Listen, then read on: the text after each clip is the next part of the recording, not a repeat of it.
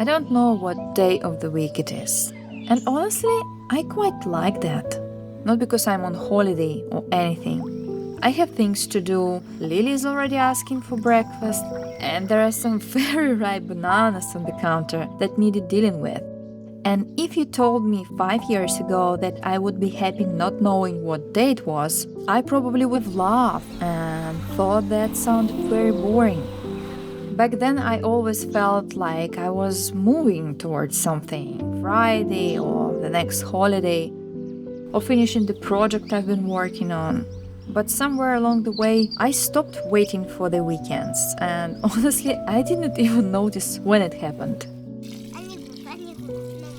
It just kind of happened, and it made me wonder, what if success isn't what I thought it was?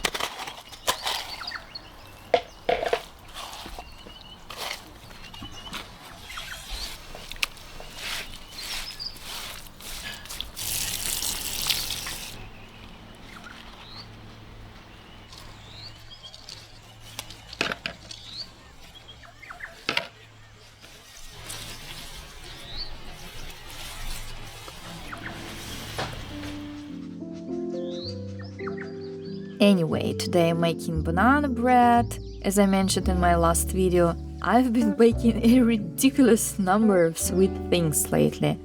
So I thought it was probably time to share one of our family favorites. I've made this recipe so many times that I don't really need to think about it anymore. Lily loves this banana bread. We normally have it warm with some butter, and sometimes we'll make hot chocolate too, which honestly makes it feel like a very good afternoon. It never lasts very long in our house though. There's usually one lonely slice left in the morning, and then it disappears pretty quickly as well. The nice thing about this recipe is that it's really very easy to make, and it's super healthy too. I use whole wheat flour, some Greek yogurt, olive oil, and a few really ripe bananas. Nothing unusual really, just things we almost always have at home. I like recipes like this because they don't need a special occasion. You can make them on a completely normal day. And I think that's one of the reasons I've been enjoying cooking more lately.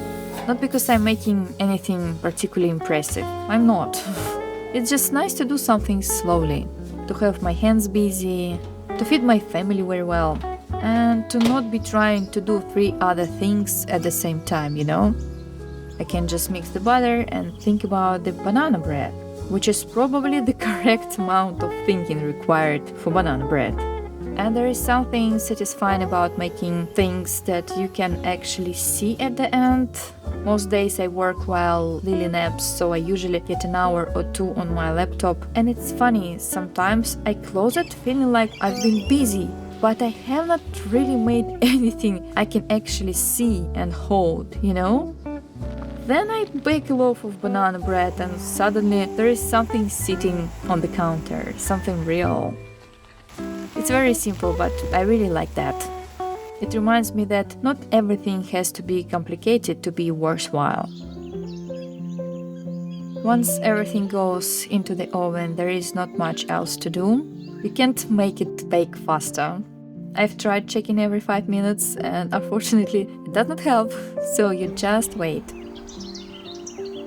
And while you're waiting, the whole house starts to smell amazing. The kitchen gets warmer, Lily comes in to ask if it's ready. I say no, she asks again a few minutes later, still no. But it's funny because the bread is changing the whole time. You just can't see most of it. And I think a lot of good things in life are like that. You spend time with your children and slowly they grow into themselves. You keep working on something and gradually it becomes better. You make a home, one meal and one ordinary afternoon at a time. It does not always feel like a big achievement while you're doing it, but then you look around and realize how much has quietly come together.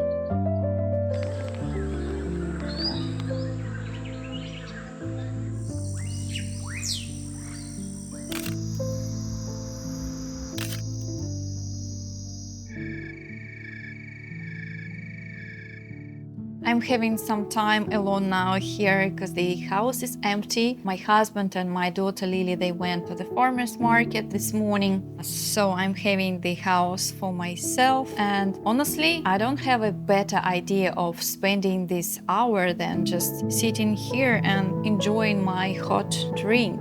Yeah, sometimes all you need is just to sit quiet and, I don't know, do nothing.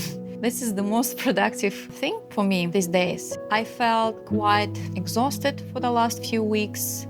I just want to do nothing and sit here and enjoy and appreciate those lilies. They are so gorgeous. Guys got them at the farmer's market last week, which is becoming such a great tradition for them to go every single week and grab something for me. And I always love flowers. One day I want to have my very own homestead with lots of garden beds and lots of flowers. Yeah, we're not there yet though. And I think I have not talked about it with you guys for quite a long time. So I'm planning to give you an update next week about this whole looking for a perfect place in the world to build the homestead kind of saga. Because now I just want to sit here and just relax and be quiet and not talk. But I'm definitely gonna give you an update in the next episode. By the way, these vase of waste, how pretty is that? This is the one I made a couple of years ago, and I think I've shared my whole pottery journey in a few videos. And it's been such a cool thing to do stuff with your own hands out of clay and then actually use it. So if you have not tried pottery yet, I highly recommend. It's so amazing, and you don't have to be even like talented or something. If you have an idea, you're just good to go. Anyway, I'm going to take advantage of this time alone, and I'll talk to you guys soon, because in 30 minutes the house will get really loud again, so...